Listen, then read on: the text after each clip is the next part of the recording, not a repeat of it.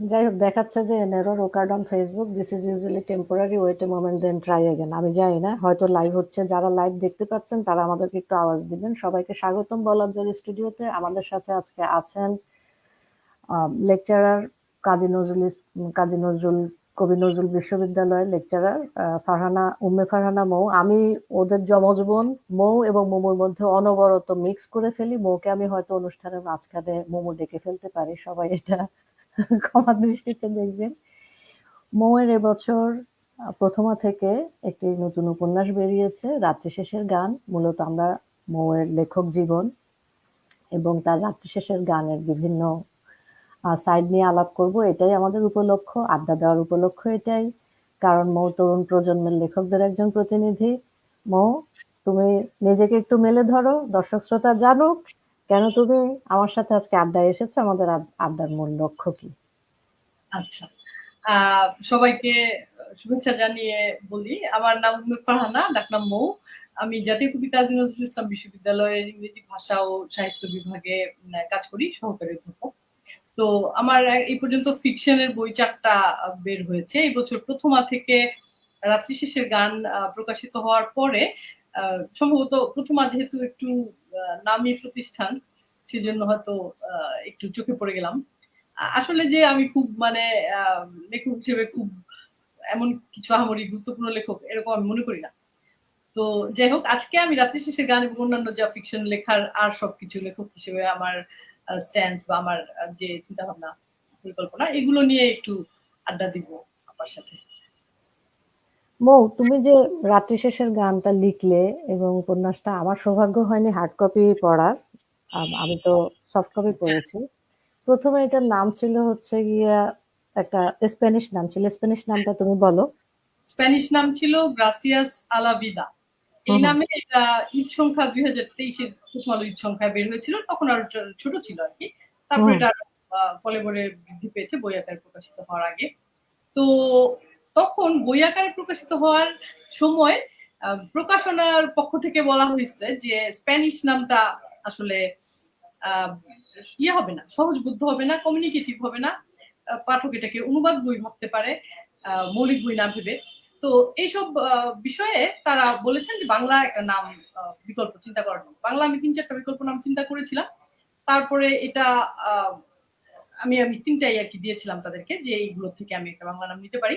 তো তারপরে ওনারা এটা পছন্দ করলেন, কিন্তু আনফর্চুনেটলি পরে দেখা গেল এই নামের কাছাকাছি এই নামের আরেকটা বই আছে।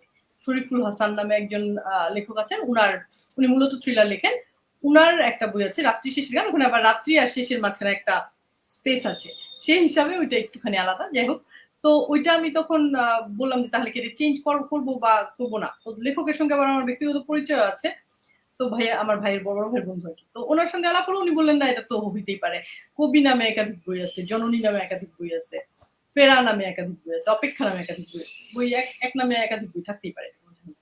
তো আচ্ছা। তারপরে উনার সঙ্গে আলাপ হওয়ার পরে আমি ভাবলাম হ্যাঁ তাহলে এটা যেহেতু ঝামেলা না, তাহলে এটা থাকুক, এই আর কি। আর প্রকাশনার অনুরোধে নাম পাল্টানোর যে ব্যাপারটা, এটা ক্ষেত্রে আমি বলবো যে এই বিষয়ে আমার কোনো সেরকম কোনো ইগো কাজ করেনি। আমি বইটা বের হওয়ার আগের মাসে, মানে জানুয়ারি মাসে বই বের হলো, তো নভেম্বর মাসের দিকে আমি হচ্ছে একটা রাইটার্স রেসিডেন্সি প্রোগ্রাম জয়েন করেছিলাম, শ্রীমঙ্গলে হয় সেটা। তো আচ্ছা। হারমিটেজ রেসিডেন্সি, ওখানে হোস্ট ছিলেন আরিফ আনোয়ার ভাই। তো আরিফ হচ্ছেন টরন্টো ইউনিভার্সিটিতে কি জানি টরন্টো ইউনিভার্সিটিতেই ক্রিয়েটিভ রাইটিং এর উনি একজন শিক্ষক বা ইনস্ট্রাক্টর। তো যাই হোক, তো উনি হচ্ছে ওখানে যখন রেসিডেন্স প্রোগ্রাম হলো, অনেক রকমের স্পিচ, অনেক রকমের কিছু অনলাইন কিছু অফলাইন আলাপ টালাপ হলো। তো তখন এক্সকিউজ মি, তো তখন একটা কথা উঠছিল যে বইয়ের বাণিজ্যিকীকরণের যে ব্যাপারটা, জানে ওটাকে পণ্য হিসেবে বা ফাইনাল যে লিটারি প্রোডাক্ট বা যেই হুম হুম হুম। কালচারাল প্রোডাক্ট আমরা প্রোডাক্ট হিসেবে যখন বলি, তো ওই জিনিসটার বিক্রয় বিপণন এই বিষয়গুলো আসলে প্রকাশকের দেখার বিষয়। তো এটাই হওয়ার কথা। তো সেই হিসেবে আমার কাছে মনে হয়েছে publishers, they know their business, they know how to sell the thing. So I don't know how to sell the book. কারণ হচ্ছে যে আমি বই বিক্রয়কারী না। তো ওই জায়গা থেকে প্রকাশনা সংস্থা তারা যদি তাদের এক্সপিরিয়েন্সের জায়গা থেকে মনে করে যে বিদেশি ভাষার বই বিক্রি কম হবে বা যে কোনো কারণেই, তো ওইটা আসলে শোনাটা আমার কাছে মনে হয় না যে এটা কোনো আমার লেখক হিসেবে ইগোতে লাগার কিছু আছে, এটা আমার মনে হয়। তো সেখানে গ্রাসিয়া সালাবিদা আমি দেখলাম আসলেই অনেকেই যেহেতু স্প্যানিশ ভাষার সঙ্গে আমাদের সেই ইয়াটা নাই, এক্সপোজারটা নাই। তো এই জন্য যেটা অনেকেই নামটা উচ্চারণ করতে পারছে না। বলছে আচ্ছা কি জানি ওই নামটা আমি বলতে পারি না, এরকম বলতেছে, একদম হলো হাসতাল বিস্তা। হাসতালা বিস্তা না, এটা হচ্ছে গ্রাসিয়া সালাম। আস্তানা বিস্তার। তো ওই জন্য আমার মনে হলো যে আসলেই তাই। এই জিনিসটার নামটা দাঁত ভাঙা একটা নাম দিয়ে, মানে আমার কাছে এটা মনে হয় যে এটা গিমিকবাজি মনে হতে পারে যে কি জানি একটা হামারি নাম রেখে। তো সেজন্য আমার মনে হলো ঠিক আছে fine, I can change the title. Hmm. তোমার তো ৪ টা বই আমি দেখলাম, যেটা এর মধ্যে রাত্রি শেষের গান, টক টু মি, দীপাবলি, ফৌজিয়ার আম্মা আর অন্যরা। আর অন্যরা। তো এই ৪ বইয়ের মধ্যে তোমার নিজের পছন্দের পাল্লা কোন দিকে বেশি? কোনটা তোমার নিজের সৃষ্টি হিসেবে বেশি আদরণীয়? আচ্ছা, আমার বেশি পছন্দ হচ্ছে টকটুমি। টকটুমি বেশি পছন্দ হওয়ার কারণ হচ্ছে এখানে আছে বইটা। টকটুমি হচ্ছে গোছানো বই। গোছানো ইন দ্য সেন্স দ্যাট আমার প্রথম বইটা 2016 সালে বের হয়েছিল চৈতন্য থেকে। এরপরে অনেক আমার কোনো বই বের হয় নাই। 18 বা 19 এর দিকে আমি ভাবলাম যে আরো কয়েকটা গল্প জমেছে, বের করব। তো ওই প্রকাশকের সঙ্গে যোগাযোগ হওয়া এই জিনিসগুলো হয় নাই, দেরি হয়ে গেছে। তারপরে চলে আসছে হচ্ছে করোনা 2020। তারপরে 20 আর কি বের হয় না, 19-20 পর্যন্ত বের হয় নাই।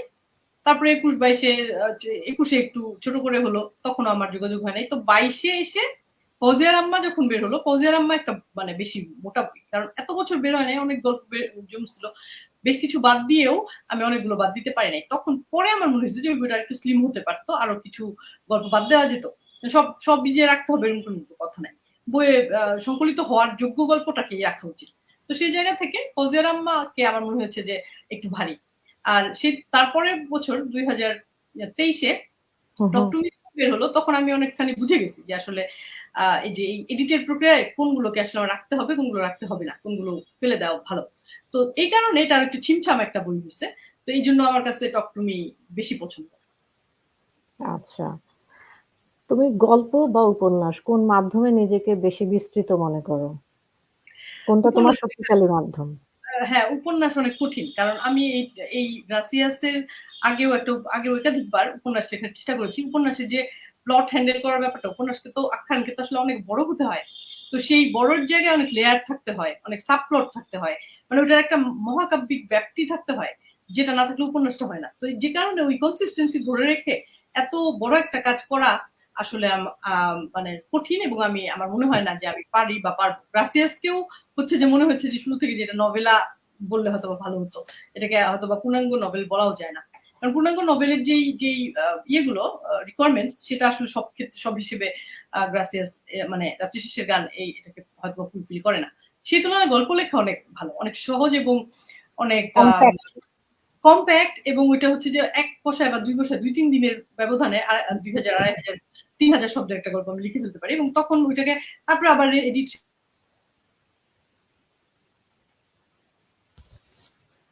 তোমার লাইনটা আটকে গেল। আমরা আলাপের জাস্ট মাঝখানে ঢুকছিলাম যে গল্প লেখা নিয়ে, কিন্তু তোমার লাইনটা আটকে গেল। তোমার কি নেটের সমস্যা? তোমাকে কি আবার লগ ইন করতে হবে এ জাতীয় কিছু? আমরা কথা বলছিলাম উম্মে ফারহানা মৌয়ের সাথে তার নতুন বই রাত্রি শেষের গান নিয়ে। এই বইটি এবার প্রথমা প্রকাশ থেকে বেরিয়েছে। প্রথমা প্রকাশ থেকে বের হওয়ার কারণে বইটা সবার নজর কেড়েছে, এটাই সত্যি কথা। দামি এবং প্রতিষ্ঠিত প্রকাশনা থেকে বই বের হলে লেখকের একটু বই প্রচারে সুবিধা হয়। তো রাত্রি শেষের গানের যে প্লটটা ছিল সেটা হচ্ছে গিয়ে একজন নারী, তিনি ইন্ডিপেন্ডেন্ট নারী। ইন্ডিপেন্ডেন্ট নারী, উনি নাটক করেন, নাটকের কাজ করেন। উনি একদিন বাসায় ফেরার পথে সড়ক দুর্ঘটনার শিকার হন। সড়ক দুর্ঘটনায় তার নিচের দিকটা পঙ্গু হয়ে যায়। এরপরে উনি তার জীবনযাপন নিয়ে যা ভাবলেন, তার সেই সময়টা, পঙ্গুত্বের সময়টা, উনি ভালো হবেন কিনা সেটা বইয়ে বোঝা যায় না। পঙ্গুত্বের সময়টা যেভাবে ডিল করলেন, সেটা নিয়েই মৌয়ের, আমি বারবারই মোমো বলি কারণ মৌয়ের একজন যমজ বোন আছে, উম্মে রায়হানা। সে আমার বেশি বেশি ঘনিষ্ঠ। সেজন্য দেখা যায় যে আমি মৌকে মোমো বলে ফেলি।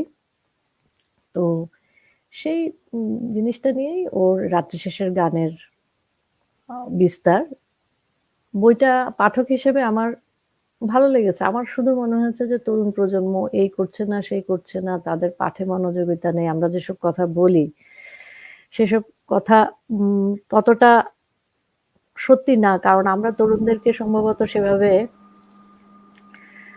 অনুসরণ করি না, তাদের লেখা পড়ি না, যে কারণে আমরা একটা ঢালাও মন্তব্য করি যে তরুণরা লিখছে না, তরুণরা ভালো কিছু করছে না। আমার ধারণা মৌ ইলেকট্রিসিটি চলে গিয়েছিল, মৌ হ্যাঁ ডাটা দিয়ে আবার ফিরে এসেছে।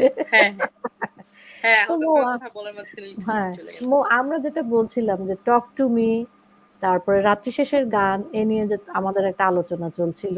তো টক হুম। টু মিটা লেখার সময় তোমার কেমন লেগেছে এবং রাত্রি শেষের গানের বিস্তার নিয়ে তোমার নিজস্ব ভাবনা কি? সেই জায়গাটা আমি দর্শক শ্রোতাদেরকে বলছিলাম যে আচ্ছা। একজন ইন্ডিপেন্ডেন্ট নারী সড়ক দুর্ঘটনার শিকার হয়ে তার কিভাবে একটা পঙ্গুত্বের জীবনযাপনে ঢুকে গেলেন এবং সেই জীবনটা হুম তিনি কিভাবে ডিল করলেন, সেটা নিয়েই তুমি রাত্রি শেষের গানে হুম বিস্তারিত হুম আমাদেরকে একটা ছক হুম হুম। দেখিয়েছো আর কি, উপন্যাসের আচ্ছা। প্লটটা সেভাবেই। তো এখন তুমি হ্যাঁ। তোমার কথাটা বলতে পারো।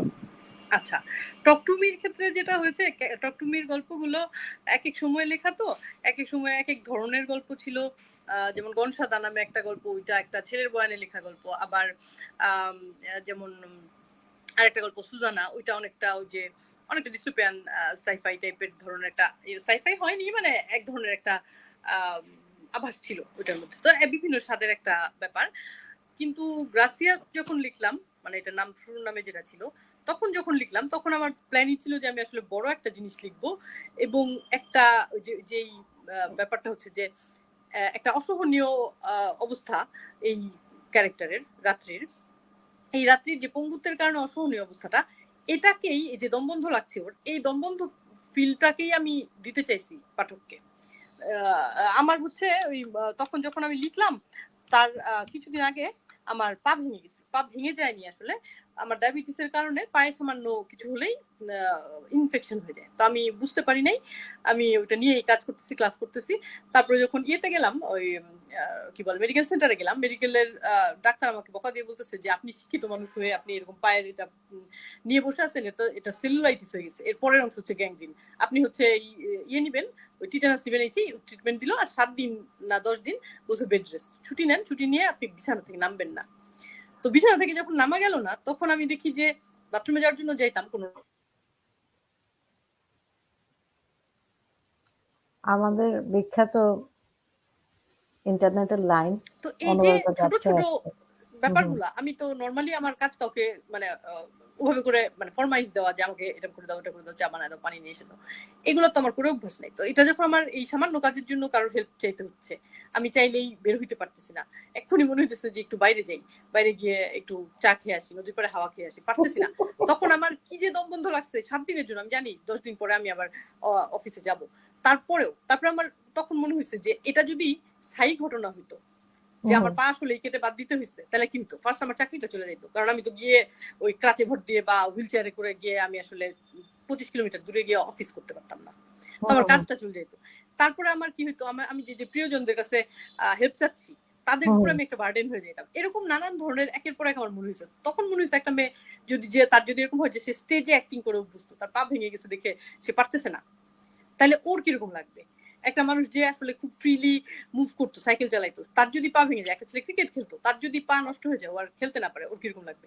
একটা মেয়ে যার শু ফেটিস ছিল, তার হুম নানান হুম। রকমের জুতা, এই স্টিলেটো হিল থেকে শুরু করে কনভার্স থেকে শুরু করে ব্যালেরিনা শু, নানান রকমের জুতা তার আছে, কারণ তার সে এক এক সময় এক এক রকম জুতা পরে, তার শু ফেটিস আছে, তার পায়ের পাতাগুলোও সুন্দর দেখতে। তো ওই তার পা সেই অক্ষম হয়ে গেছে, ওর জুতাগুলা দেখলে ওর কিরকম লাগবে। তো তখন আমার মনে হচ্ছে যে ওই যে আমরা all quiet on the western ফ্রন্টের একটা দৃশ্যের শুরুর দিকে ছিল না, যে একটা ছেলে ওই ফ্রন্টের একটা সৈন্য, কম বয়সী ছেলে, সে বলছে তোমার দ্বারা এইগুলো লাগবে না, আমাকে দিয়ে দাও বুট। তো অন্য বন্ধুগুলো ওকে মানে ও এত গর্ধব কেন, যার পা কাটা হুম গেছে হুম। তার কাছে বুট চাচ্ছে কেন, হুম এরকম হুম। মনে করে। তো তখন আমার মনে হয়েছে যে একজন মানুষের পা ভেঙে যাওয়া মানে তো শুধু একটা পঙ্গুত্ব না, মানে এটা তার সমস্ত মোবিলিটি সবকিছু ভাবে একজন ইন্ডিপেন্ডেন্ট মানুষের জন্য কষ্ট। তো ওইখান থেকে আমার ওইটা আমি ভাবছি যে আচ্ছা তাহলে লিখে দেখি কি হয়। তো ওই জন্য আমি রাত্রি শেষের গানটাকে আসলেই বড় করে, এবং আসলে আমি একটা মানে একটা অন্তর্দৃষ্টি দিয়ে যে আসলে একজন মানুষের জীবন কিভাবে শিফট হয়ে যায় হুম একটা হুম। বন্ধুত্বের কারণে, ওইটা কি ধরতে পারবো কিনা আমি সুস্থ মানুষ হিসেবে, ওই চেষ্টা থেকেই আমি আসলে রাত্রি শেষের গান লিখেছিলাম। মৌ, তুমি কি আমার ভাগ্য দেখছো? দেখো, আমি কয়েকদিন আগে আরেক ময়মনসিংহ এর ইন্টারভিউ নিলাম, না আড্ডা দিলাম আরেক ময়মনসিংহ এর সাথে। নাসরিন। নাসরিন, আজকে তুমি হ্যাঁ। আরেক ময়মনসিংহ। আমার জীবনে কি এখন সব ময়মনসিংহ চলতে থাকবে একবারে নাকি? আমার কিছুদিন কিন্তু থাকতে পারে। আমার কিন্তু বদনাম হয়ে গেছে বুঝছো, আমার অনুষ্ঠানে নাকি শুধু নারীরা আসে, পুরুষরা নাকি আসে না। আচ্ছা। আমার কিন্তু বদনাম হয়ে গেছে, আমার জন্য পুরুষ পার্টিসিপেন্ট দেখো যিনি আসতে চাচ্ছেন। আচ্ছা ঠিক আচ্ছা। আছে, শুনো, তুমি যে প্রথমা থেকে বই প্রকাশ করলা, এটা তো মানুষের হুম এখন একটা স্বপ্ন, তাই না? যে প্রথমা পুরস্কার হুম পাবে, হুম। আরো কি কি জেমকন সাহিত্য পুরস্কার পাবে, এগুলো তো মানুষের এখন স্বপ্ন না দেশে, এগুলো না না ওটা হলে তো এটা মনে, থাকে। হুম এগুলো না হলে মনে করো যে এটা ব্র্যান্ড, এটা কিছু বলার নাই, ব্র্যান্ড হয় না। তো তোমার তো একটা ব্র্যান্ডিং হয়ে গেল, এই স্বপ্ন পূরণ হওয়ার ব্র্যান্ডিং পরে হ্যাঁ। তোমার কেমন লাগছে মৌ? আচ্ছা আচ্ছা। এটা হচ্ছে প্রথমত হইলো যে আমার তো প্রথম বইটা চৈতন্য থেকে বের হয়েছিল, তারপরে দুইটা ঐতিহ্য। হুম তারপরে প্রথমার ক্ষেত্রে যেটা হচ্ছে আমি গ্রাসিয়াস যখন লিখতেছিলাম তখন আমাকে আম আ একদিন নয়ন ফোন করে সাজ্জাদ শরীফ ভাইয়ের সাথে ফোন করে দিল। কথা বলায় দিল যে, "আপনি উপন্যাস লিখবেন কিনা? তাহলে এই সংখ্যায় আমাদেরকে যেটা লেখা আছে আধা-আধি ওইটা আমাদেরকে হুম দেন।" এভাবে উনি বলছে। তার আগে আমার প্রথমত একটা গল্প বের হয়েছিল ১ম আলো ঈদ সংখ্যায়। সেটার নাম ছিল 'আশিকি 2'। তো হুম সাজ্জাদ ভাই বললেন যে, "আমি 'আশিকি 2' পড়েছি। আপনি আ আপনার লেখাটা শেষ করে আমাদেরকে দেন। আমরা ঈদ সংখ্যায় ছাপতে চাই।" তো গেল ঈদ সংখ্যা ২০২৩ এ। আ তো তখন যখন আমি ঈদ সংখ্যার অনুষ্ঠানটাতে গেলাম, ওই যে ইফতার পার্টি ছিল আরকি একটা। তো তুমি একটা ওই ভালো শাড়ি পরে গেছিলে, আমি দেখছি। এটা তো সমকালের এই বছরেরটা। তার ও আগের আচ্ছা বছর আচ্ছা হ্যাঁ, আচ্ছা। আগের বছর ১ম আলোটাতে। তো তখন হুম আমি গিয়ে ওই মতিউর রহমানকে মানে সামনে পড়ছে, আমি সালাম দিছি। আমি দেখলাম উনি আমাকে চিনে। উনি বলল যে, "হ্যাঁ, আপনার উপন্যাস তো এসেছে। আপনি এটা ইয়ে করেন, এটাকে বড় করে বই জমা করে দিয়ে এলাম। দেন। আমরা বই করে হ্যাঁ, বই চেপে হুম ফেলি।" এরকম বলছে। তো ওইটা হলো সেই মার্চ মাসের ঘটনা। হুম তারপরে হুম। আমার মে মাসে দেওয়ার কথা। জুন মাস চলে গেছে। জুলাই, অগাস্ট আমি আর দেই না। কেন দাও তারপরে ওই না? মেরিনা আরে ওটা বড় হয় নাই তো। মানে ওটা ছিল হচ্ছে আপনার ২১,০০০ ওয়ার্ডস এর মতো। তো আচ্ছা। ওইটাকে ৩০,০০০ ওয়ার্ডস লেখা কি এত সোজা কথা? আমার চাকরি-বাকরি আছে না। তো তখন হচ্ছে আমি ওই লিখতেছি আর আমার মানে ওইটাকে বড় করব, সাবপ্লট ঢুকাবো, এই সেই করব। আমি আর দিতে পারতেছি না। মেরিনা আপা আমাকে বলছে, "আপনি জুলাই মাসের ইয়াতে সরি ১৫ই আগস্ট, ১৫ই আগস্ট শোক দিবসের দিন ওইদিন আপনি অবশ্যই দিবেন।" ওইদিনও দিতে পারি নাই। ফাইনালি আমি সেপ্টেম্বর মাসের ১৪ তারিখে জিনিসটা দিছি। তো তারপরে আরকি জিনিসটা বের হইল। তো এখানে আমার কাছে আমি আসলে এই যে স্বপ্ন চেজ করার ওই জায়গায় যাই নাই। আমার হচ্ছে যে উনারাই হচ্ছে আগ্রহ দেখাইছে, উনারা বইটা ছাপছে। তো উনারা হয়তো মনে করছে যে লেখক হিসেবে আমার পোটেনশিয়াল আছে, এজন্য হয়তোবা উনারা ছাপছে। আমার আলাদা করে কোনো ভাবে ফিলিংস না যে আচ্ছা ঐতিহ্যবাহী। আমার হচ্ছে আমার বই প্রকাশিত হলে যেটা হয় যে জিনিসটা থাকবে, বাজারে হয়তো পাওয়া যাবে। পাওয়া গেলে লোকজন যে আমার লেখা পড়তে চায় সে পড়তে পারবে। আমি বুড়া যখন হয়ে যাব, মইরা যাব, নাতি-পুতিরা বলবে যে আমার নানির একটা বই বেরিয়েছিল। তো এটাই। এর বাইরে খুব বেশি যে মানে এটা নিয়ে খুব আমি এক্সাইটেড এরকম না। তো তোমার বইটা যখন আমি পড়লাম, আমার পাঠক হুম। হিসেবে কিছু অবজারভেশন আছে, আমি কি সেগুলো তোমার কাছে তুলে ধরবো? হ্যাঁ, হ্যাঁ বলেন, বলেন। এটা ফিডব্যাক ভালো। মানে ভালো-মন্দ ২ দিকেই মানে নেতিবাচক, ইতিবাচক সব ধরনের আলাপই আমি শুনতে রাজি আছি। কেউ মনোযোগ দিয়ে পড়ছে, পড়ে কথা বলছে এটাই তো মানে আমি তো সবচেয়ে মনোযোগী পাঠক, এটুকু তো জানো, আমি বুড়া হইলেও আমি মনোযোগী পাঠক মোটামুটি। হুম, ঠিক আছে, আমার যেটা মনে হচ্ছে যে এই যে রাত্রির যে জীবন যুদ্ধটা, সে পঙ্গুত্ব বরণ করার পরে তার যে জীবন হ্যাঁ। যুদ্ধ, সেখানে তো নানা টানাপোড়েন আসছে, তাই না? সে হুম, হুম, কেয়ার গিভারদের হুম, উপরে আমরা দেখলাম যে তার কাজের লোকদের উপরে সে হুম, নির্ভরশীল, হুম, হুম। তার হ্যাঁ, পরিবারের উপর নির্ভরশীল। হুম, কিন্তু সেখানে দেখলাম যে এখনকার অমানবিক সমাজে যেটা হয় সচরাচর, পরিবারের কেউ যদি পঙ্গুত্ব বরণ করে বা তার যদি ডিসেবল লাইফ হয়, সে কিন্তু এক হুম, ধরনের হুম, বার্ডেন হয়ে যায়। হ্যাঁ, সেখানে তার ভাই এবং ভাইয়ের বউ, তারা হুম, কিন্তু তাকে বেশ দেখাশোনা করছে, আমি দেখলাম। হ্যাঁ, তাকে হ্যাঁ। আমার কাছে মনে হয়েছে কি যে উপন্যাসের যে বিস্তার, সেখানে সবকিছু ছাপিয়ে যে মানুষের সাথে মানুষের যে মানবিক সম্পর্ক এবং মানুষ যে হুম, হুম, মানুষের উষ্ণতাতেই বাঁচে, তুমি হুম। সেই জায়গাটাই সম্ভবত আমাদেরকে দেখানোর চেষ্টা করেছো। তুমি কি আমার সাথে একদম। একমত? একদমই একমত। গ্রাসিয়াস আ লা ভিদা নামটার কারণই এটা। গ্রাসিয়াস আ লা ভিদা হচ্ছে স্প্যানিশ ভাষার যে গানটা এটা চিলির একজন সঙ্গীত শিল্পী ভায়োলেত্তা পেরা উনার লেখা একটা গান। উনার লেখা উনার সুর করা। পরবর্তীতে আর্জেন্টিনার একজন শিল্পী মেরসেদেস সোসা উনিও গাইছিলেন। তো গানের কথাটার মানে হচ্ছে যে থ্যাংকস টু লাইফ। গ্রাসিয়াস মানে থ্যাংকস টু লাইফ আ লা ভিদা। ওইখানে প্রত্যেক প্যারায় আ জীবনকে ধন্যবাদ দেয়। কারণ কি জীবন আমাকে এত কিছু দিছে। কি দিছে? আমার চোখ দিছে আমি দেখতে পারি। আমার কণ্ঠ দিছে আমি গান গাইতে পারি। আমার কান আছে আমি হচ্ছে ঝিঁঝি পোকার ডাক শুনি। আমার পা আছে আমি হাঁটতে পারি। সো জীবনকে ধন্যবাদ দিব না? আমার ব্রেইন আছে। ব্রেইন দিয়ে আমি ভালো-মন্দ বুঝি। আমার হার্ট আছে আমি হার্ট দিয়ে ভালোবাসি। তো মানে জীবন কত কিছু ভালো দিছে আমাকে, তো ওইটার জন্য সে কৃতজ্ঞতা জানাচ্ছে। তো রাত্রি কিন্তু ব্যাপারটা তাই যে ও যখন পঙ্গু হয়ে গেছে, ওর এই লাইফ ভালো লাগতেছে না, ও কিন্তু ছোট ছোট জিনিস দেখে জীবনের প্রতি কৃতজ্ঞ অনুভব করার চেষ্টা করে, যে ও আমাকে অন্তত মানে যে কোনো কিছু নিয়েই সে কাজের মেয়েগুলো যে তাকে হেল্প করতেছে, তার ভাই বউ লিলি ফুল নিয়ে আসছিল হসপিটালে ওইটার হুম, জন্য, যে হুম, ভাই বউকে তার অনেক কাজ বিরক্ত লাগে, কিন্তু ওই ফুলের জন্য সে কৃতজ্ঞ হয়। কৃতজ্ঞ তারপরে হয়ে। যে হ্যাঁ, তার গাছগুলো নিয়ে তার অনেক কিছু নিয়ে, তার ভাইস্তা ভাইস্তিরা যে তার ক্রিপলড হয়ে যাওয়ার পরেও তাকে দেখতে আসে, এজন্য সে কিন্তু কৃতজ্ঞ হওয়ার চেষ্টা করে। তো জীবনের ভালো দিকটা দেখার চেষ্টা, মানবিক অংশটা দেখার চেষ্টা, এটাই কিন্তু মূল ব্যাপার। রাত্রি প্রত্যেক দিন ওইটাই প্র্যাকটিস করে। ওই কারণেই আপনি যেটা বলছেন এটা একদমই ঠিক, যে এই যে ইয়া করা, মানুষের যে মানবিক বোধগুলো, মানবিক সম্পর্কগুলো, ভাইয়ের সঙ্গে, বন্ধুর সঙ্গে, বা ইভেন অধস্তন কর্মচারী মেয়েটার সঙ্গেও, সেগুলোই আসলে আমাদের বেঁচে থাকার প্রেরণা দেয়। আর নয়তো আমরা অনেকেই হয়তো রাত্রির মতন সুইসাইড অ্যাটেম্প্ট করতাম অন্য কারণে, রাত্রি হচ্ছে পঙ্গুত্বের কারণে, অন্য কারণে, কিন্তু তারপরে কে বাঁচিয়ে পারে? আরেকটা মানুষ যখন সে শেল্টার দেয়, আরেকটা মানুষ যখন ভালোবাসে, কেয়ার করে, তখন কিন্তু আমরা আর সুইসাইডটা করি না। আমরা তখন মনে করি যে সেখানেই লাইফ বুঝলাম ইজ যে ওয়ার্থ লিভিং। দেখো, তো ও যখন এরকম ভীষণভাবে বিষাদগ্রস্ত নিজের জীবন নিয়ে, রাত দিনের পার্থক্য তার কাছে আসলে হ্যাঁ। সেভাবে আর কোনো গুরুত্ব রাখে না, হুম, তখন কিন্তু তার বন্ধু হুম, আসলো, তাই না? তার বন্ধু তিথি, হ্যাঁ, হ্যাঁ, তিথি। তিথি আসলো। তো তার বন্ধু তিথি আসলো, এসে কিন্তু তার জীবনের চিন্তা ভাবনা, ধ্যান ধারণা অনেক কিছু কিন্তু পাল্টে দেওয়ার চেষ্টা করলো। তোমার জীবনেও হ্যাঁ। কি এরকম বন্ধু আছে? হ্যাঁ, আমার অনেক ভালো ভালো বন্ধু আছে। এবং আমার মানে জীবনের একেক সময়ে একেকজন, হয়তো একজনই বেস্টি এরকম না। কিন্তু আমার এরকম অনেক বন্ধুরা আছে যারা হচ্ছে গিয়ে, আমি যখন সবচেয়ে খারাপ অবস্থা আমি আর কোন আশা দেখতেছি না, সে তখন হয়তোবা ফোন করলো, কয়েকটা কথা বলল, এটা কর, ওইটা কর বলল। অথবা জাস্ট বাসায় এসে বলল যে, "চলো অমুক জায়গায় বেড়ায় আসি।" মানে যেকোনো ভাবেই আমাকে আমার বন্ধুরা অনেকবার উদ্ধার করছে এরকম ভয়ংকর হতাশা থেকে।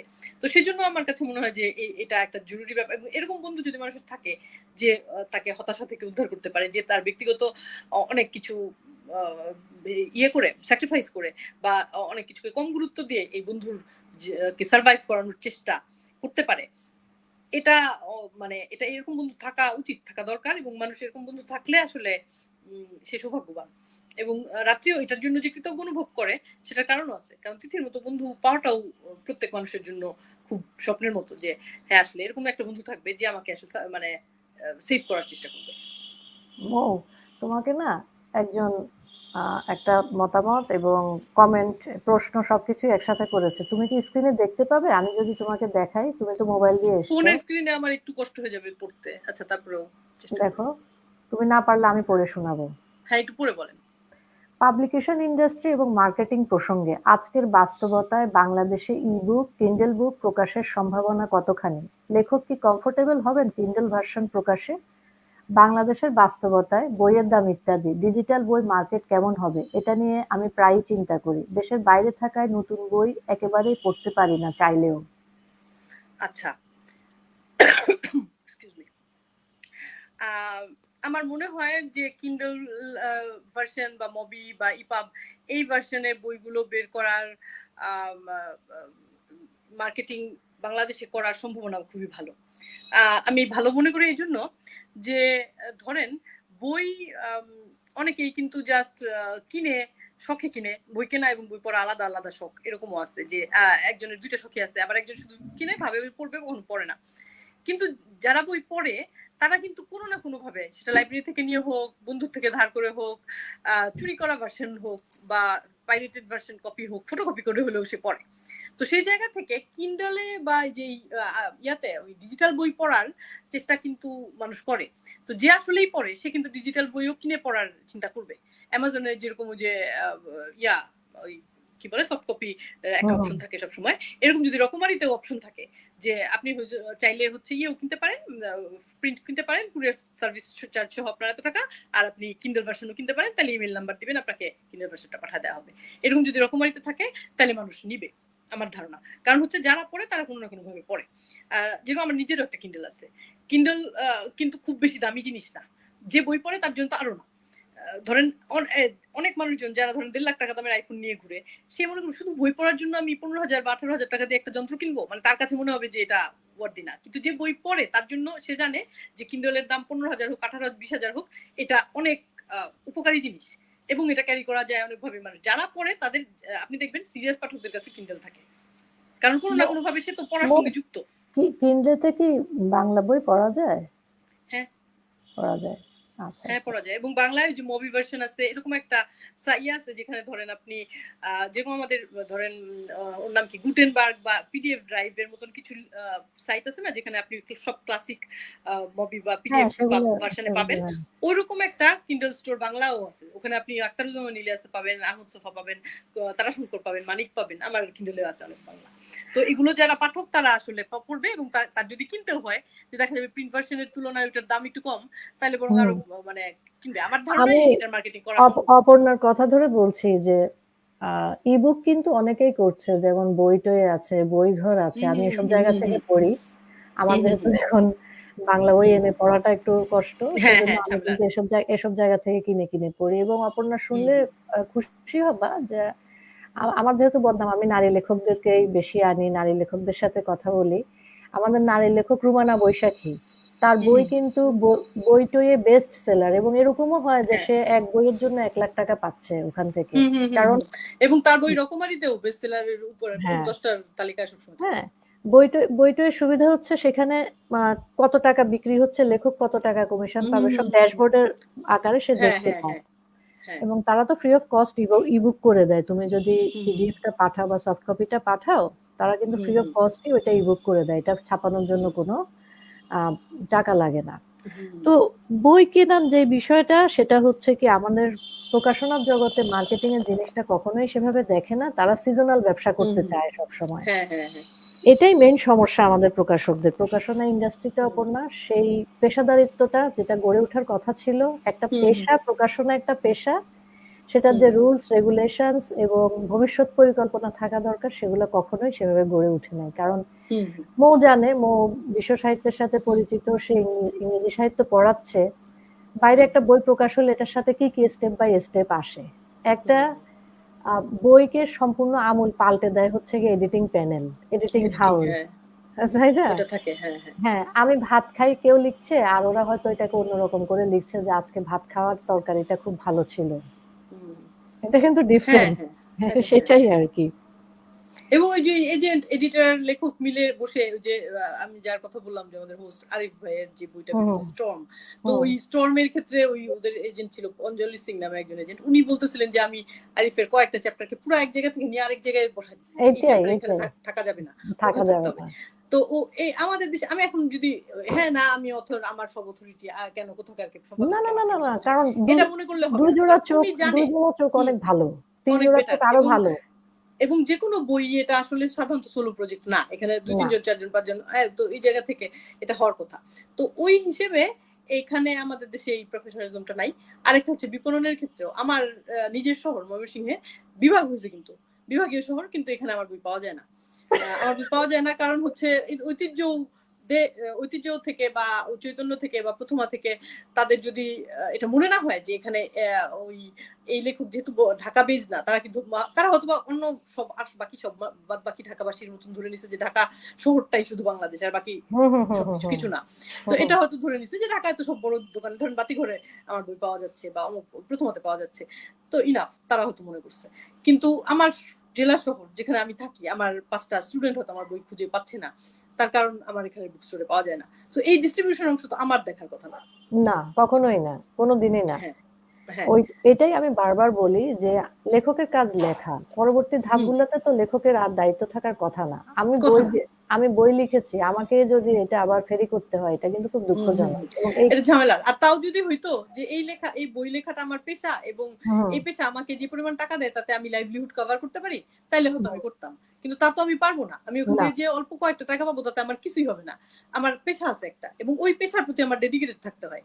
লাইক আমার ক্লাস মানে একটা সেমিস্টারে আমার 3টা থেকে 4টা কোর্স নিতে হয়। সেখানে 3টা-4টা কোর্সের জন্য মানে 4টা কোর্স নিলে সপ্তাহে 8টা আমার ক্লাস নিতে হয়। সপ্তাহে 8টা ক্লাস মানে 6 দিনে 5 দিনে আমার 8টা ক্লাস, মানে একাধিক ক্লাস থাকে আমার দিনে।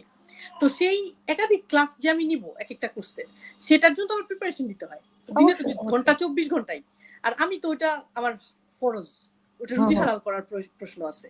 তো ওই ফরজ কাজটা তো আমি আগে করব। তো তো আমি তখন আমার ওই ফরজ কাজটা করতে কেমন লাগে? নাটক ও ফিকশন যে অন্য ভাষায় পড়ো কেমন লাগে? হুম, আচ্ছা, নাটক ফিকশন পড়াইতে আমার খুব ভাল লাগে। হুম, হুম, নাটক এবং উপন্যাস পড়াইতে আমার খুব ভাল লাগে। আ কবিতা আমি একটু কম পড়াই। কিন্তু কিছু কোর্স আছে যেগুলো হচ্ছে মিক্সড। যেরকম আচ্ছা, আমেরিকান লিটারেচার 1, আমেরিকান লিটারেচার 2 হুম, এগুলোর মধ্যে দেখা যায় একটা নাটকও আছে, কবিতাও আছে, প্রবন্ধ আছে, সবই আছে। তখন বাধ্য হয়ে পড়াতে হয়। এছাড়া আমি শুধু কবিতার কোর্স আমি নিই না। নরমালি আমি নাটক আর ফিকশন এর কোর্স নেই। আ এগুলো পড়াইতে আমার ভাল লাগে। কিছু থিওরিও পড়াই, লাইক ট্রান্সলেশন স্টাডিজ ১ বার ২ বার পড়াইছি। তারপরে এরকম কিছু কোর্স আমি জেন্ডার স্টাডিজ কিছু পড়াইছি কখনো কখনো। এছাড়া আমার মূলত ভাল লাগে আসলে নভেল পড়াইতে। হুম। এই যে স্প্যানিশ ভাষার প্রতি দুর্বলতা তোমার রাত্রি শেষের গানের পাতায় পাতায়, কারণ কি? হ্যাঁ, হ্যাঁ। এটা এটা হচ্ছে স্প্যানিশ ভাষার প্রতি আ দুর্বলতা হচ্ছে যে আমার ধারণা যে স্প্যানিশ একটু মধুর, মানে ভাষা হিসেবে এটা খুব সুইট। আমার কাছে এরকম মনে হইছে আরকি। যেটুকু এমনি শুনছি। তো স্প্যানিশ ভাষায় নিশ্চয়ই গালি-টালি আছে, বাজে কথা-টথা আছে। কিন্তু যাই হোক, শুনতে এমনিতে না বুঝে শুনলে মনে হয় যে একটু সুইট টাইপের লাগে। আর ল্যাটিন আমেরিকান লিটারেচার এটার একটা কোর্স আমি একাধিকবার পড়াইছি। তো হুম, ল্যাটিন আমেরিকার তো একমাত্র ব্রাজিল ছাড়া পুরাটা ভাষা স্প্যানিশ। তো তখন আমার মনে হয়েছে যে আমি স্প্যানিশ ভাষাটা শিখি। কারণ শিখলে আমি হচ্ছে গিয়ে অনেকগুলা জিনিস পড়তে পারবো। অরিজিনাল ভাষায় পড়তে পারবো। তো আমি একটা যখন পড়াতাম তখন একটা বই কিনেছিলাম। সেখানে হচ্ছে আপনার পাবলো নেরুদার 20 love poems and a song of despair. ওইখানের বইটা কিনছি, ওটাতে এক সাইডে স্প্যানিশ আর এক সাইডে আরেকটা দেখো ইংরেজি। তো ইংরেজি। ওই বাইলিঙ্গুয়াল বই, ওইটা পড়ে আমার মনে হইছে কি যে তাইলে তো মনে হয় শিখা যাবে। কারণ হরফগুলাও একই রকম। তো তখন হুম, আমি করোনার টাইমে খায়া কাজ নাই। আমি তখন ওই ডুওলিঙ্গো দিয়ে শিখছি। আচ্ছা, আচ্ছা। তখন অনলাইন ক্লাস শুরু হয় নাই। তখন ডুওলিঙ্গো দিয়ে শিখছি। তারপরে আবার YouTube এ দেখলাম যে প্রচুর আছে। আ ভালো আপনার কি বলে ওটাকে টিউটোরিয়ালস আছে। ডক্টর ড্যানি ইভান্স তার টিউটোরিয়াল খুব ভালো। দেখে মানে বোঝা যাচ্ছে। এবং হরফ যেহেতু নতুন করে শিখতে হচ্ছে না, ইংরেজি হরফই। হুম, এবং হুম, তখন আমি শিখতে দেখলাম যে আরে এটা তো শিখলে তো ভালো। কারণ তাইলে আমি অরিজিনাল পড়তে পারবো। মানে আপনার নেরুদার কবিতা হোক বা যাই হোক। তো তখন শিখতে গেছি। কিন্তু আমি অ্যাকচুয়ালি মানে কোন লেভেলে শিখি নাই। আমি জাস্ট শুনতে আমার ভালো লাগে। স্প্যানিশ গান আমি শুনি। ওই আ যা একটু হালকা পাতলা বুঝি সুরের-টুরের মিলায়। আর গানের ক্ষেত্রে কি ওই যে 'গ্রাসিয়াস আ লা ভিদা' গানটা যে ভাল লাগলো, এটা আপনার শুনলে ভাল লাগবে। ধরেন আছে না যে ধরেন উপাসনা মন্ত্র বা আজান বা ধরেন হচ্ছে গিয়ে আ এরকম বেশ কিছু কিন্তু বিষয় আছে যেগুলোতে ভাষা না বুঝলেও ইভেন 'পাসুরি' নামে একটা গানের মধ্যে হিট হইছে কোক স্টুডিওর। একটা অক্ষর বুঝা যায় না। কিন্তু গানটা কিন্তু শুনতে ভাল লাগে। হুম, গায়কী, হুম, হুম, মিউজিকের মিক্সচার সবকিছু মিলায় কিন্তু আপনার ওই পশতু বা সিন্ধি ভাষা, যেটা পাকিস্তানের অনেক কোক স্টুডিওর গান আমরা শুনি। আমি এর মধ্যে ওই যে ওই কি 'দিলরুবা নারাজি' নামে একটা আ গান শুনতাম। ২-৩ টা লাইন হয়তোবা বড়জোর ৫ টা শব্দ বুঝা যাবে। এর বাইরে কিছু বুঝা যাবে না। কিন্তু গানের মিউজিক, গান গাওয়ার ভঙ্গি সবকিছু মিলায় গানটা ভাল লাগে। তখন অর্থটা জানতে ইচ্ছা করে সাবটাইটেল দেখে বা কোনভাবে। তো আমার কাছে মনে হয় যে আর্টের আম আ বুঝার জন্য বা আপনার কি বলে উপভোগ করার জন্য লিটারালি একদমই ভাষাটা সবসময় জানা জরুরি না। অনেক সময় কিন্তু আমরা সাবটাইটেল ছাড়া ছবিও দেখে ফেলি ফিল্মে। হুম, হুম, হুম, তো হুম, সেই হুম, ফিল্মের কিন্তু কিছু জিনিস আমি তার কি বলে অভিনেত্রীদের অভিব্যক্তি দেখে বা অনেক কিছু দেখে কিন্তু বুঝতে পারি। ভাষার দূরত্বটা কিন্তু তখন খুব বেশি বড় ধরনের ঝামেলা তৈরি করে না। তো ওই কারণে স্প্যানিশ যখন আমি করলাম, তখন ওই যে অনেকেই মানে এটা বলছেও আমার পাঠকরা অনেকে যে এই যে স্প্যানিশ আপনার পছন্দ কিন্তু পাঠকের না পছন্দ হতে পারে। পাঠক ওটা সাথে রিলেট করবে কেমনে বা কানেক্ট কেন করবে? করতে পারতে হবে। আর আমার কাছে যেটা মনে হইছে কি যে পাঠক হয়তোবা তার স্প্যানিশ ভাষার প্রতি মোহ নাই। না থাকলো। কিন্তু এখানে ওই চরিত্রটাকে হুম, রাত্রির হুম, যে এই স্প্যানিশের প্রতি মোহ আছে, এটাই তো তার জন্য ওই চরিত্রটাকে বোঝার একটা ইয়ে। আরেকটা ব্যাপার হচ্ছে এরকম অনেক ক্ষেত্রেই কিন্তু ধরেন শিরোনাম থেকে শুরু করে ভিতরে অন্য ভাষার জিনিসপত্র মাল মসলা থাকে। এটা কিন্তু উপন্যাসের ক্ষেত্রে ঝামেলা হয় না। আমার কাছে মনে হয়েছিল যে এটা হয় না। হয় না কিরকম? ধরেন একটা স আ সা বৈশ্বিক একটা মানে কি বলে? ইংরেজিতে বলে গ্লোবাল। একটা হুম, গ্লোবাল অডিয়েন্স এর জন্য উপন্যাস লেখেন হচ্ছে অমিতাভ ঘোষ।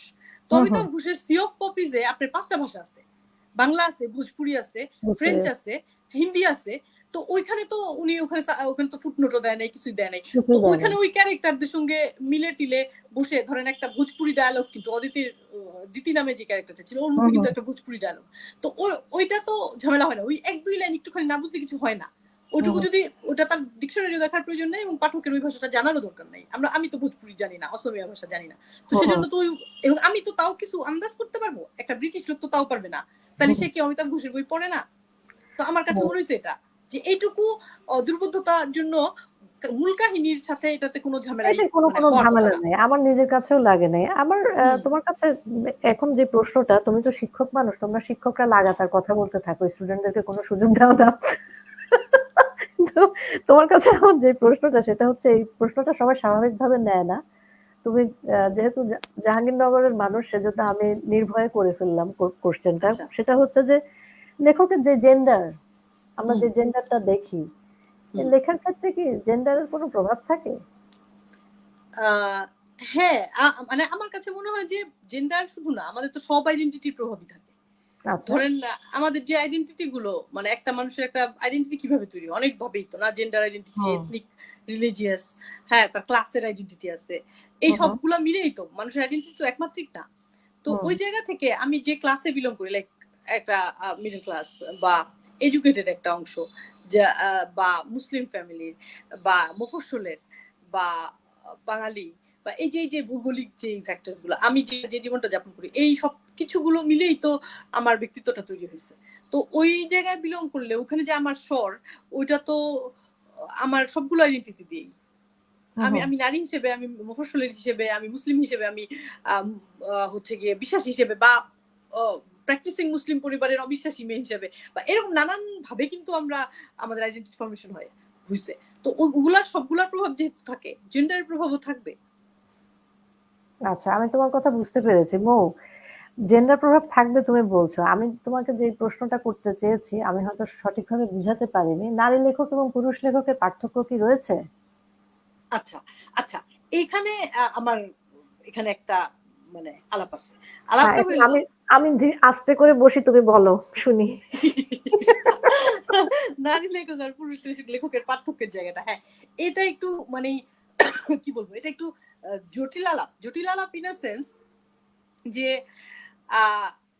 আমরা যেভাবে নারী লেখক বলে, মানে আমাদের দেশে মানুষরা যেভাবে হচ্ছে গিয়ে যে নারী লেখক বলে কম্পার্টমেন্টালাইজ করে, এটা নিয়ে আমার একটু আপত্তি আছে। কম্পার্টমেন্টালাইজ এভাবে করে যে সে বাংলাদেশে লেখক গুনবে নারী লেখকদেরকে আলাদা করে, যে সেলিনা হোসেনের থেকে তসলিমা নাসরিন, বা তসলিমা নাসরিনের থেকে নাসরিন জাহান, বা নাসরিন জাহানের তুলনায় শাহিন আক্তার, বা শাহিন আক্তারের তুলনায় অদিতি ফাল্গুনি, বা তার লুনা রুশদির তুলনায় বর্ণালী, বা বর্ণালী সাহার তুলনায় উম্মে ফারহানা, এভাবে করে বলে কম্পার্টমেন্টালাইজেশনের যেটা ব্যাপারটা। তো ব্যাপার হচ্ছে, আপনি কন্টেম্পোরারি হিসাব করেন, আপনি হচ্ছে লুনা রুশদির সাথে তানিম কবির আর উম্মে ফারহানা যাদের বয়স কাছাকাছি, তাদেরকে বলেন যে এই সময়ের, বা যে 1988 সাল থেকে লিখতেছে তাদেরকে একটা হিসাব করেন, যে 88 থেকে লেখা ব্যক্তিদের মানে ওই জেনারেশন বা ওই দশকের, এভাবে করে হিসাব করেন। কিন্তু এভাবে শুধুমাত্র একটা আইডেন্টিটির জায়গায়, যে জেন্ডারের, যে এই নারীদের মধ্যে একটা যে করা, যে উম্মে ফারহানা কি আসলে শাহিন আক্তারের মতো হইতে পারবে, এটা কেন, এটা নিয়ে আমার ঝামেলা। আমার কাছে মনে হচ্ছে যে উম্মে ফারহানা হুমায়ুন আজাদের মতন হলে সমস্যা কি? এক্স্যাক্টলি, আমি এটাই বলতে যাচ্ছি, যে এটা কম্পার্টমেন্টালাইজ করার কিছু নাই, কিন্তু এট দ্য সেম টাইম এটা আমাদের তো বাস্তবতাও। ধরেন একটা পাহাড়ি মেয়ে, সেই খাগড়াছড়িতে থাকে, বা সে মার্জিনালাইজ একটা কমিউনিটির, বুদ্ধিস্ট, হিন্দু, দলিত, আমাদের এখানে ধরেন হরিজন বলে যাদেরকে।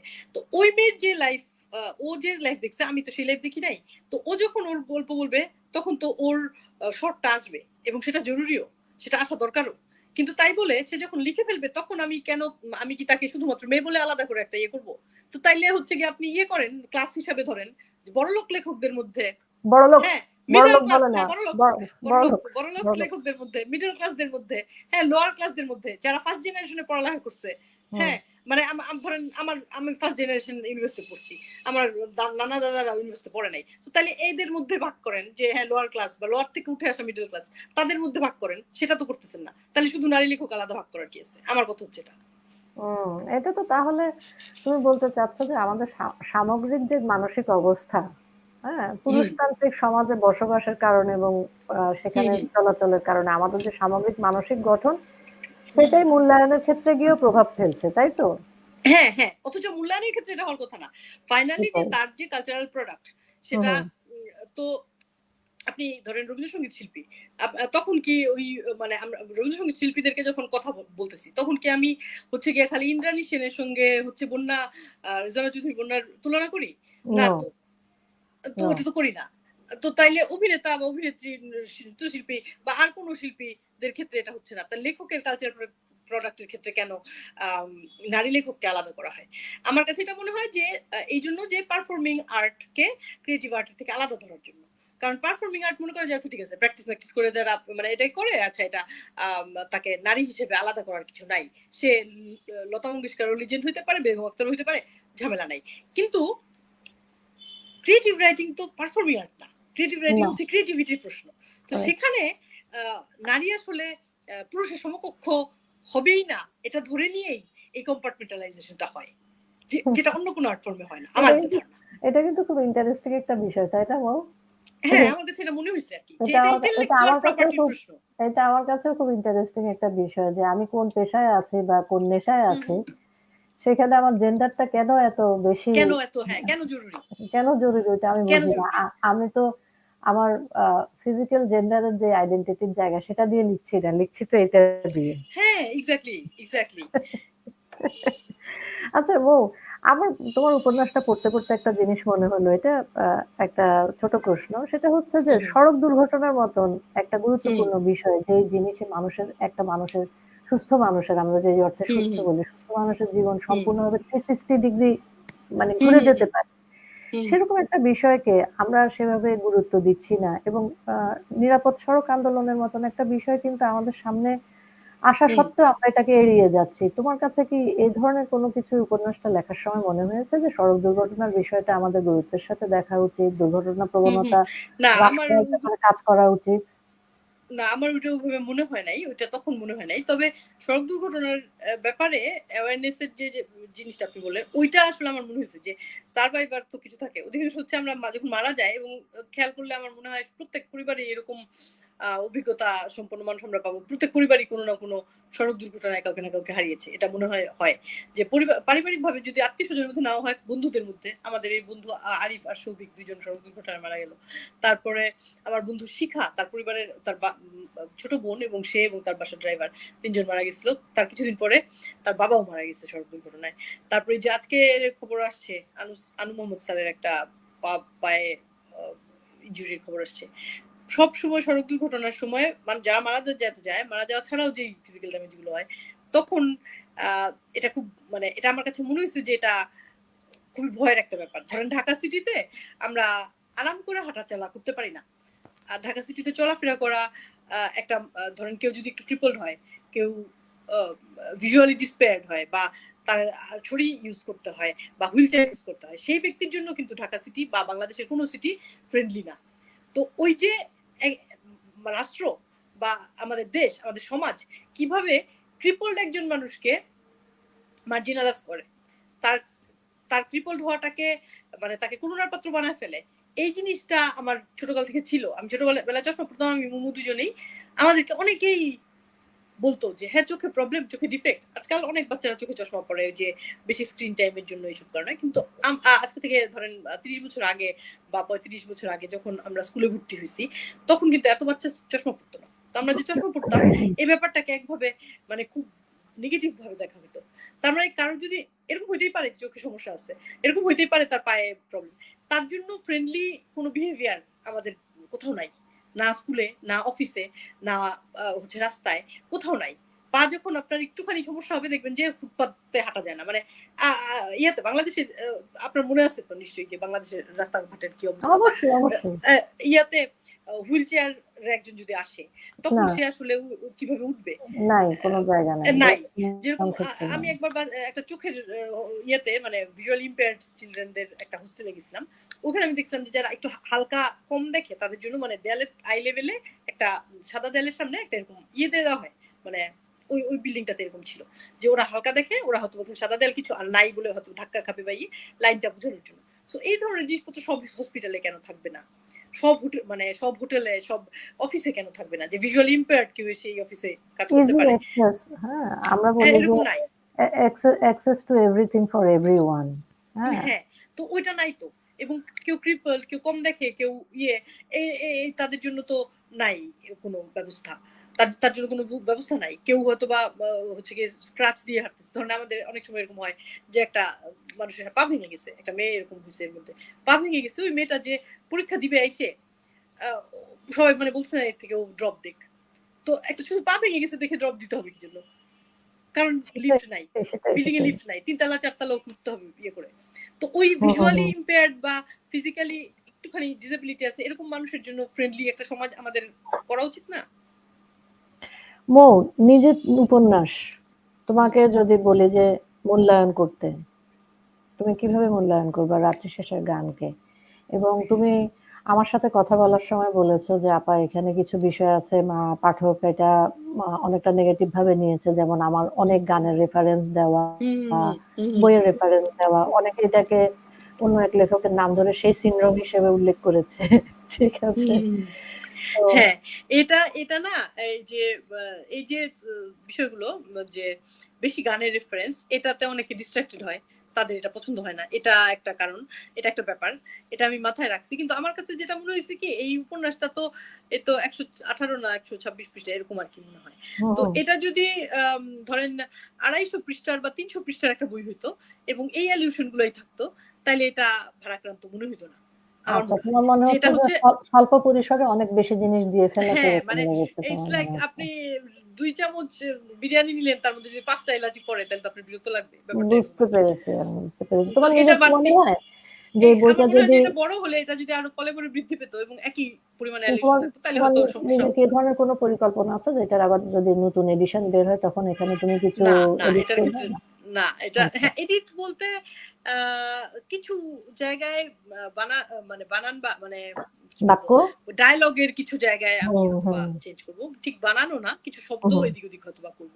যদি আবার এই এডিশন শেষ হয়। আমরা আর মৌ, প্রোগ্রামের হুম, প্রায় শেষের দিকে তোমাকে আমি আরেকটা প্রশ্ন আমার করার ছিল, যেহেতু তুমি বিশ্ববিদ্যালয়ের শিক্ষক, আমার তোমার কাছে জানার ইচ্ছা যে বর্তমান প্রজন্ম সাহিত্য পাঠ নিয়ে কিভাবে ভাবছে। তুমি যে তোমার স্টুডেন্টদেরকে দেখো প্রত্যেক ব্যাচে, হুম, তাদের মধ্যে থেকে কি ধরনের এক্সপেরিয়েন্স তুমি গ্যাদার করো যে তারা কিভাবে ভাবছে, বাংলা সাহিত্যের প্রতি আচ্ছা, তাদের কি সে ধরনের আগ্রহ আছে কিনা?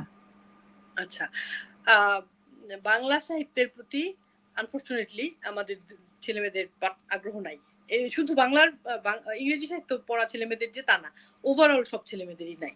এখন বাংলা সাহিত্যের প্রতি আগ্রহ যে নাই এটা আমি প্রমাণ পাইছি এরকম ভাবে যে ইংরেজির বা অন্য বিভাগের ছেলেমেয়েদেরকেও যখন জিজ্ঞেস করা হয় যে তারা কি বই পড়ে, তারা যা বই পড়ে মূলত সাহিত্য তারা পড়ে না, তারা সেলফ হেল্প টাইপের বই পড়ে বা এরকম অন্যান্য অনেক কিছু পড়ে, সাহিত্য কম পড়ে বা পড়লেও সেটা সাধারণত দেখা যায় যে ইংরেজি সাহিত্য বেস্ট সেলার যেগুলো হয় নাম খুব ফাটে, লাইক পাওলো কোয়েলোর আলকেমিস্ট, হুম, হুম, হুম, দিয়ে আলকেমিস্ট অনেকেই পড়ছে, দরকার হুম, অনুবাদে পড়ছে কিন্তু দিয়ে আলকেমিস্ট পড়ছে, সে কিন্তু এই ধরেন শাহাদুজ্জামানের নতুন বইটা পড়ে নাই, এরকম আর কি ব্যাপারটা, যে তাদের এটা আগ্রহ কম বাংলা সাহিত্যে।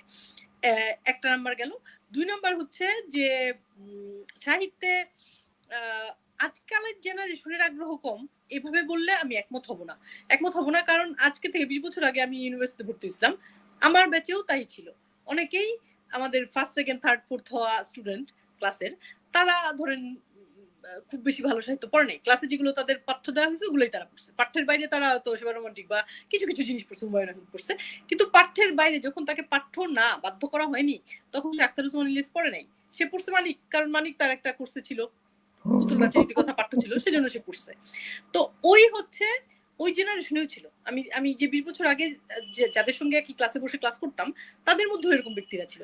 আবার এখনো এরকম অনেক ছেলে মেয়ে আছে যে খুঁজে খুঁজে এলিফ শাকমাকের নতুন বই পড়ে। তো আমি এটা এই বুঝতে জন্য পেরেছি। জেনারেশনের উপরে দোষ দিতে আমি রাজি নাই। হুম, হুম, হুম, হুম, হুম।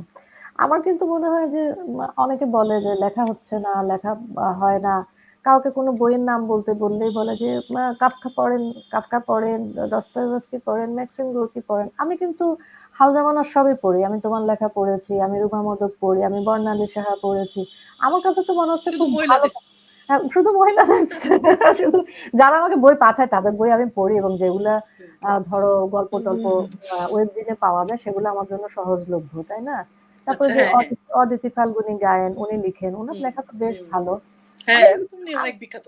হ্যাঁ, আমি কিন্তু সবার লেখাই পড়ি। যেটাই আমার হুম, জন্য সহজলভ্য তাই আমি পড়ি। এবং আমার মনে হয় যে জেনারেশন টু জেনারেশন যে ভাষার যে একটা চেঞ্জ হয়, এটা আমার হ্যাঁ কাছে কিন্তু দুর্দান্ত লাগে।